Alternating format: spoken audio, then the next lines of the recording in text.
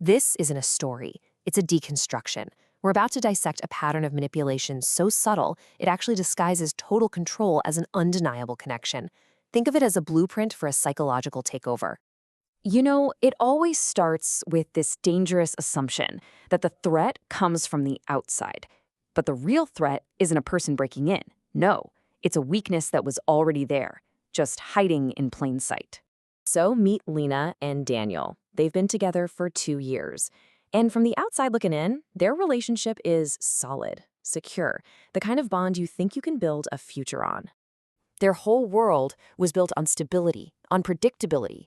But here's the thing, and this is what's so fascinating. That very stability created a very specific and, well, fatal vulnerability.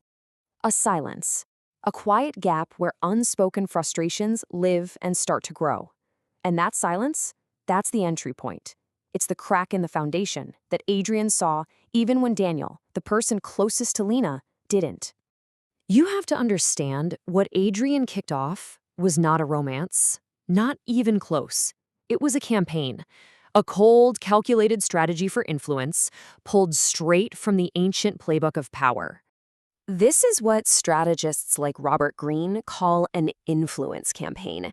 See, it's not about love, it's all about positioning. It never starts with force, it starts by carefully mapping out a person's pain and then weaponizing it. So here's the crucial rule. Adrian's target was never Daniel. He wasn't competing with him at all. He was competing with something invisible. Lena's quiet, unfulfilled dissatisfaction. He was targeting the silence itself. All right, let's just look at this comparison. Daniel offers stability. Adrian offers understanding. Daniel solves her problems. Adrian gives her pain a meaning. And this, right here, illustrates a terrifying principle. For someone in quiet distress, engineered understanding will always feel deeper than real stability. This wasn't some random seduction. It followed a precise 5-stage process, and it's designed to systematically tear down a person's reality. Let's break it down. Stage 1, emotional entry. You connect directly through their pain. Stage 2, narrative control.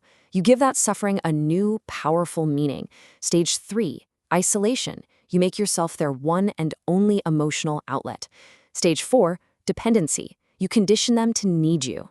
And finally, stage 5, destabilization. You use uncertainty to create pure obsession.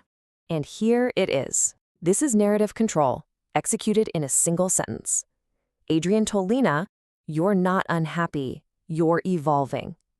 Now that didn't just comfort her, it completely reframed her entire world. Her doubt wasn't a flaw anymore, it was a sign of growth.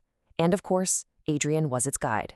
You see, Adrian wasn't just being charming, he was deploying these timeless laws of power.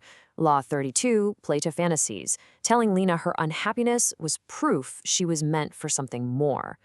Law 3, conceal intentions, making himself a mystery she just had to solve.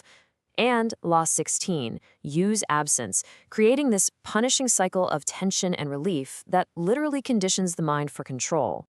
The result of this whole process is this critical psychological flip I call attachment inversion. Lena's journey shifts from choosing Adrian to needing him.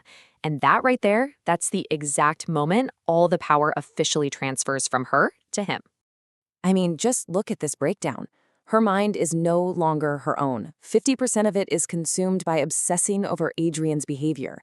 30% is spent just questioning her own reality.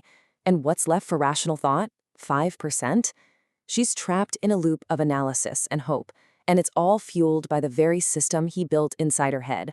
So this leads to a really terrifying phase shift. What happens when simple attachment hardens into obsession? Well, the system, it becomes self-sustaining.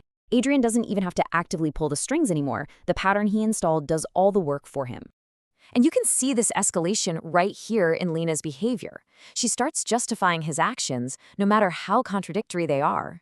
Her emotional state becomes totally dependent on his validation. And, most dangerously, her own identity starts to erode, replaced by the one he designed for her. And this is the endgame. The victim becomes so fused with the architecture of their own control that the thought of leaving, it doesn't feel like losing a partner, it feels like self-destruction. From this point on, there are no clean escapes. There are only different versions of permanent damage. Path 1, Lena becomes the controlled partner. Path 2, he gets bored, loses interest, and she becomes the abandoned subject. Or Path 3, she becomes the aware prisoner.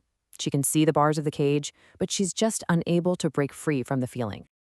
And the most chilling part of this entire process, the most critical number, it's 0. That is the number of times Adrian had to force Lena to do anything. True, absolute control feels like a choice, a path you walk down willingly until it's way too late to ever turn back. This whole breakdown, it forces us to confront a final, really disturbing question, a question that goes way beyond Lena, Daniel, and Adrian. How can you ever be certain that the deep connection you trust, the one that makes you feel so truly seen, is actually a genuine bond? Or is it just a precisely constructed illusion, meticulously designed not for connection, but for control?